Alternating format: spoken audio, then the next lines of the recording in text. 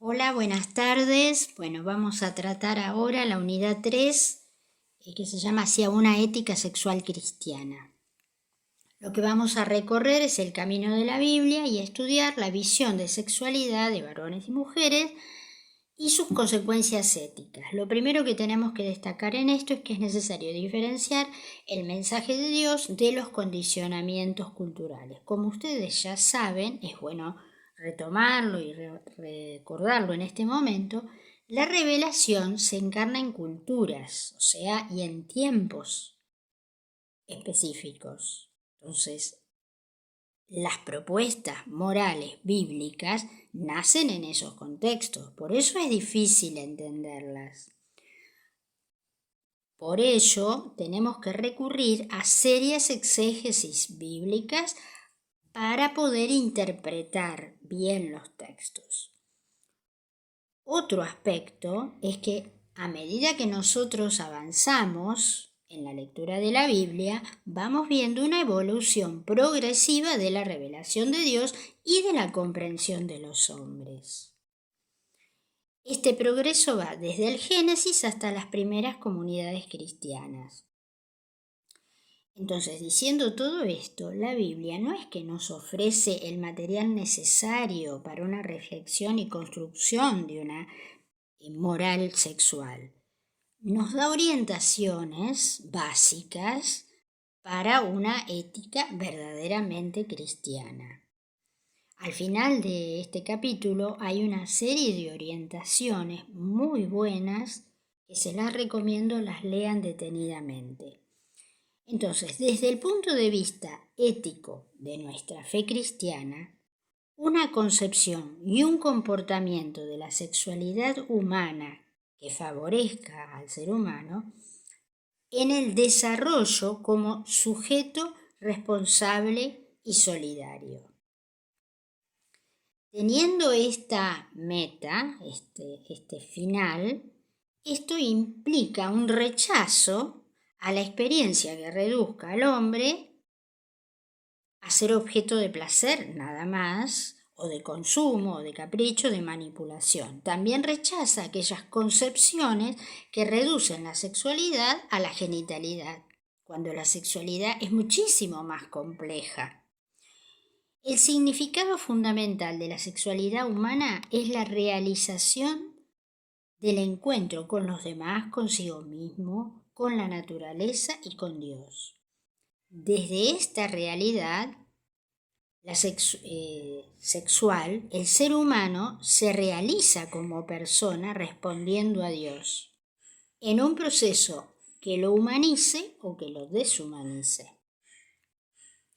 Las fuentes de reflexión son la Biblia y la tradición, y hoy agregamos el diálogo con las ciencias que ayudan a la teología moral para lograr una respuesta que responda a los emergentes históricos. En el segundo punto va a tomar la visión ética sexual de la Biblia, a donde acá vamos a ir profundizando el mensaje que orienta a la ética sexual y al sentido profundo de la sexualidad humana.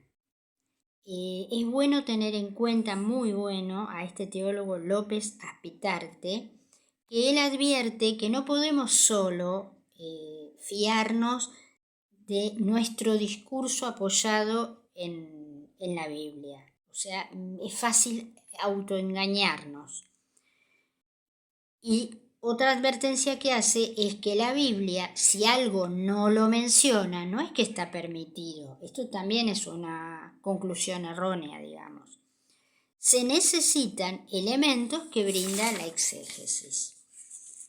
El primer punto que va a tomar en esta lectura de la Biblia va a ser el relato o los relatos de la creación.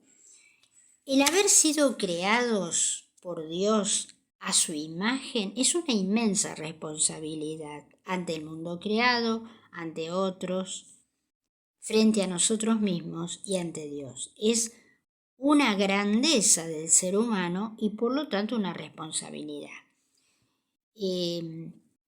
el profesor de esta cátedra analiza la tradición yavista, la tradición sacerdotal. La conclusión es que la Biblia tiene un sentido altamente positivo de la sexualidad humana. También analiza las sombras del pecado y los efectos y daños, especialmente en la sexualidad, en la tradición yavista.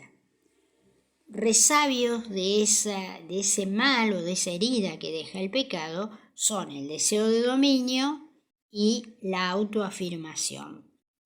Y en esto, la ruptura con esta ayuda adecuada, entre otros. Entonces, el don de ser criaturas nos crea una enorme responsabilidad, herida por el pecado. Entonces, la tarea, ética que nos queda es humanizarnos, es lograr desarrollarnos humanamente. La plenitud esta evidentemente nos la ofrece Jesús. Otro ítem que toma es la relación varón y mujer dañada por el pecado. ¿Esto dónde se observa? Mensajes patriarcales a donde la mujer vale solo por su condición materna, dar a luz y darle descendencia al varón. Esto evidentemente abre un mundo de valores y de intereses del varón sobre el cuerpo de la mujer. O sea, si da hijos, valen. Si no dan, son despreciables. Entonces la mujer queda como entrampada en un mundo aislado y patriarcal. Por supuesto que acá analiza varios ejemplos de impureza de mujeres, de esterilidad. Esto, léanlo, es muy bien tratados. Después toma el amor erótico, palabra que es necesario recuperar dentro de la teología. Aparecen en la Biblia relatos de amor entre personas a donde la entrega corporal y el deseo era fundamental. O sea, el erotismo es el amor sensual del ser humano, que el ser humano transita y experimenta con todos los sentidos. Y en esto hay que afirmar que Dios nos crea así. Dios miró que estos seres que había creado, eran buenos. Entonces, esto es como el primer punto o premisa para aceptar esto. Acá también va a narrar varias historias y sobre todo destaco el Cantar de los Cantares, el Evangelio del Amor. Muy bien tratado, van a ver cuando lo lean. Después, Jesús y la sexualidad. Lo primero que tendríamos que decir es que Jesús fue un hombre que disfrutó la vida. El placer, ¿dónde lo mostraba? En las relaciones con sus amigos, en comer con sus amigos, en la presencia en las fiestas. Muy distinta a la postura o al testimonio que nos llega de Juan el Bautista, para quien la venida de Dios era un juicio y teníamos que hacer penitencia. En Jesús el reinado de Dios es la alegría y especialmente para a los que más sufren y excluidos. Ante todo esto es necesario considerar Jesús como judío la relación que tenía con las mujeres.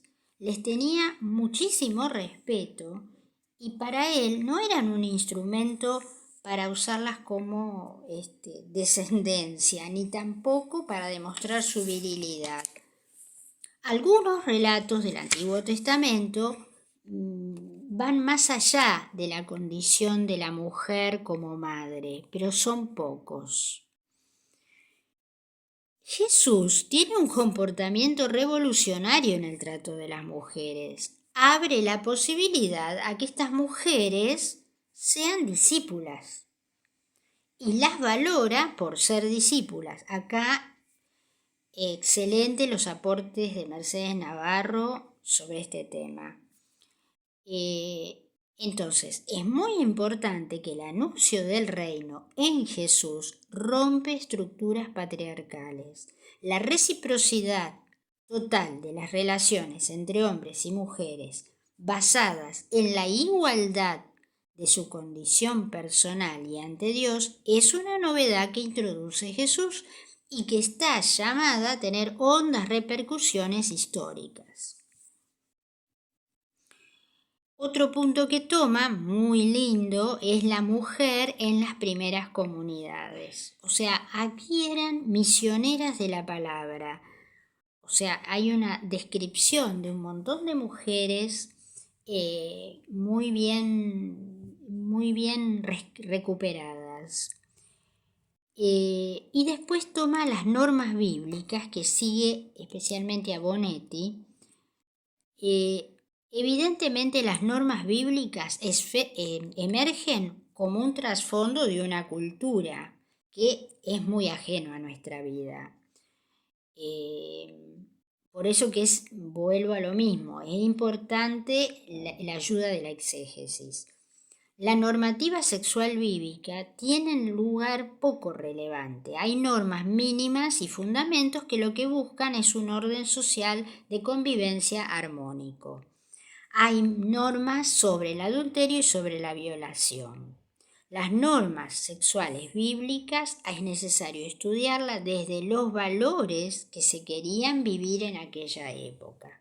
Les vuelvo a recomendar todas las consideraciones finales y espero que esta unidad la puedan disfrutar también como yo al preparárselas. Bendecida semana.